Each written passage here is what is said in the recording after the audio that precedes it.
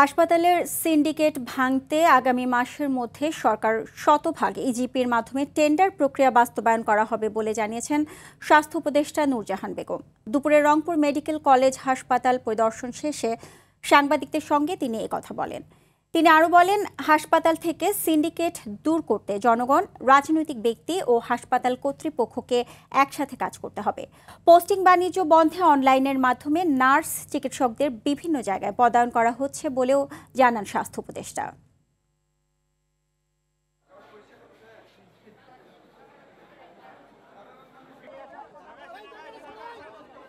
বাংলাদেশের ইতিহাসে এই সিন্ডিকেট ছাড়া কখনো হাসপাতাল চলেছে এটা বলা যায় না। কিন্তু এখন কথা হলো আমরা কি করছি, আমরা কি করতে পারবো। এটা আমরা এককভাবে কিছু করতে পারবো না। এটা জনগণের সম্পৃক্ততা লাগবে, পলিটিক্যাল ডিসিশন লাগবে এবং হাসপাতালের ডিসিশন লাগবে। অলরেডি আমাদের অনেকগুলো জায়গায় ইজিপির মাধ্যমে কেনা হয়, 100% হয়ে যাবে আগামী মাস থেকে। কাজে তখন আর সিন্ডিকেট টেন্ডার দিলাম ওইরকম আর হবে না, কাজে সবগুলো ইলেকট্রনিক হবে।